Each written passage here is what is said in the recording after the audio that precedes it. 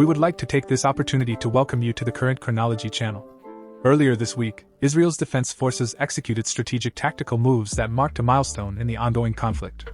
As previously anticipated, Israeli troops finally managed to take control of the intricate tunnels that extended beneath the Shifa hospital. This crucial breakthrough not only significantly weakened Nevers' defenses, but also revealed the strategic tactic of taking refuge in these tunnels every time the conflict dragged on from its beginning. Cleverly, Israel's defense forces focused their efforts on destroying the tunnels, recognizing their importance as the most valuable resource in ever. An official statement announced with satisfaction that the network of tunnels leading to the Shifa hospital in Gaza City was completely eradicated, thus consolidating a tactical victory. Simultaneously, the Israeli army intensified its operations in the southern and central regions of the territory in an effort to neutralize persistent threats. In the midst of these operations, a shocking truth about Never was revealed, according to the statement issued by the Israel Defense Forces. Never was accused of recruiting young soldiers to fill critical roles, from distributing bombs to assessing damage on the battlefield, exposing them to dangerous situations and using their reports to orchestrate more effective attacks. The discovery of this shadowy aspect of Never was presented as a shocking revelation to the international community. Reporters from around the world provided additional evidence, highlighting the deep infiltration of Hamas into Gaza society. In a briefing, Israel's defense forces presented journalists with visual footage of the Gaza Strip, where terrorist organizations such as Hamas and Palestinian Islamic Jihad were indoctrinating young people with their terrorist ideology, evidencing the sinister influence on future generations. For years, Hamas and Islamic Jihad have been publicly operating and financing summer camps in the Gaza Strip. These programs, which are presented as recreational activities, actually give children the opportunity to receive military training from an early age. Alarmingly, the Israel Defense Forces (IDF) have claimed that during these camps, young people are instructed to join the military ranks of terrorist groups. This indoctrination includes teaching skills such as weapons handling, tunneling, tank combat, and even troop kidnapping techniques. The existence of these camps, and the active participation of children in such violent activities represent a truly atrocious reality for humanity. The sadness that emanates from the participation of children in situations of such brutality is shared by all of us. Based on intelligence information, the IDF has stated that a considerable number of young people are involved in activities related to Hamas and Islamic Jihad. Despite these revelations, IDF operations persist in their fight against the use of minors by the terrorist organization Never, which employs them in various tasks, such as transporting messages and ammunition, even amid ongoing conflicts in the country.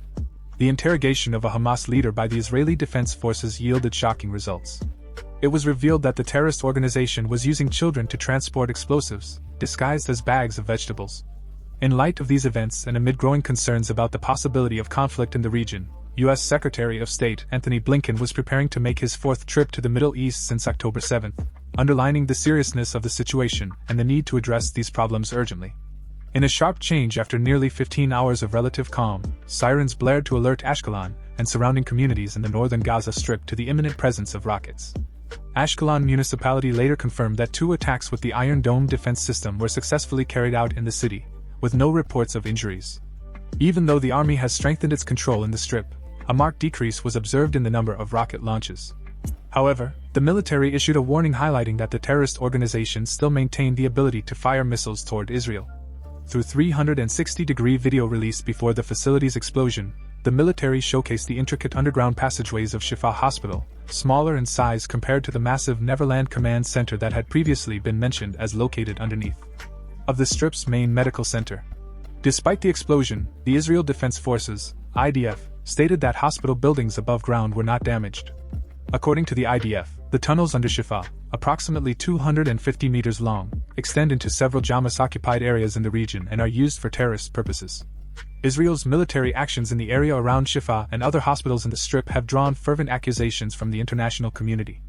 The IDF maintains that Hamas routinely operates in hospitals in and around Gaza, using residents as human shields and taking advantage of hospital infrastructure, including basic services such as electricity and water. The army reported the discovery of weapons belonging to Hamas in the Shifa facilities, underscoring the complexity of the situation in the region. Additionally, there is strong evidence that the terrorist organization transported hostages to the Shifa hospital after the attack that occurred on October 7. A U.S. official revealed that U.S. intelligence agencies had information indicating that Shifa hospital had never been used as a command and hostage center, although most of them left the complex days before the entry of Israeli troops. In this period, the Israel Defense Forces, IDF, continued to steadily eliminate individual Hamas members. It was announced that the IDF carried out strikes against multiple anti-tank units belonging to Hamas in Gaza over the past 24 hours. According to the report, reserve elements of the Karate Brigade ordered an Israeli Air Force plane to attack 3 Hamas operatives who were trying to plant a bomb near the forces in Khan Yunis. Several Hamas fighters were killed by the IDF while taking shelter in a nearby building. The Never weapons store in Khan Yunis was the target of another attack by an Israeli Air Force fighter jet, according to the IDF. Additionally, the IDF reported that Hamas operatives fired anti-tank missiles at the 7th Armored Brigade in southern Gaza. In response, an Israeli Air Force aircraft attacked the cell responsible for the attack and the launch site. A subsequent IDF airstrike resulted in the death of a Hamas operative who later arrived to search the area for weapons. It is notable that, due to the widespread destruction of Hamas weaponry by the IDF, the militants are currently facing a critical shortage of ammunition. A significant number of long-range rocket launchers were discovered by Golani Brigade forces near Al-Bari, located in central Gaza, according to information provided by the IDF. During this period, the Navy, supported by ground forces, continued to launch attacks along the Gaza coast. Several Hamas agents, who were attempting to ambush the ground forces, lost their lives as a result of the attacks carried out by the Navy a day ago. In parallel to these events, a tragic episode took place in Khan Yunis, located in southern Gaza, which was the target of an extensive bombardment against the headquarters of the Palestinian Red Crescent. The Israeli Defense Forces, IDF, have launched a thorough investigation into this bombing. The attack resulted in the loss of 5 lives and left 3 others injured, according to the Red Crescent report. Around 14,000 internally displaced people were taking refuge in these facilities, as well as in a nearby hospital. The IDF spokesperson's unit confirmed that an operational investigation has been launched to learn quick lessons from this unfortunate experience. Simultaneously, the incident was reported to the General Staff's Information Gathering Evaluation Mechanism, responsible for investigating anomalous situations in times of war, according to a military source. Hamas' widespread use of civilian areas as attack points against Israel has become unprecedented in the Gaza Strip. Entire communities have been revealed to have been turned into Hamas war compounds, featuring ambushes, command and control offices, weapons depots, combat tunnels, observation posts, firing points, booby-trapped houses and explosives nearby. This situation, although unfortunate, has been confirmed by sources within the army. Since the start of the ground deployment, intense battles have been fought between the IDF and the forces positioned in these buildings. Earlier this week, Israel announced the withdrawal of 2 brigades from Gaza, with the intention of withdrawing 3 additional brigades at a later date, which could involve the withdrawal of many thousands of troops. However, Israel has kept secret the total number of troops deployed in Palestinian areas. Defense Minister Joe Gallant dismissed the idea that the evacuation of certain troops was part of a broader strategy to disband the army. Gallant claimed that the notion that the North's withdrawal marked the end of the conflict was incorrect, making the statement during his visit to soldiers in the central Gaza neighborhood.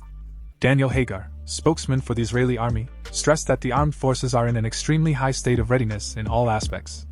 Hagar emphasized, "Our soldiers continue to fight in Gaza, especially in Khan Yunis and surrounding areas, both above and underground.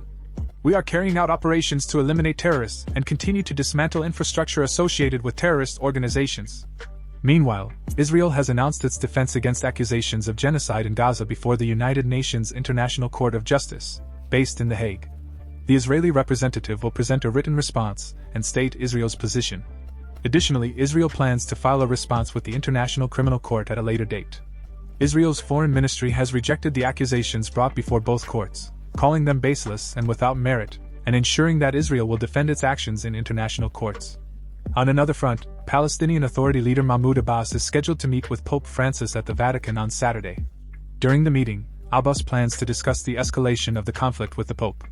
Pope Francis is expected to pay a visit to the region in the near future.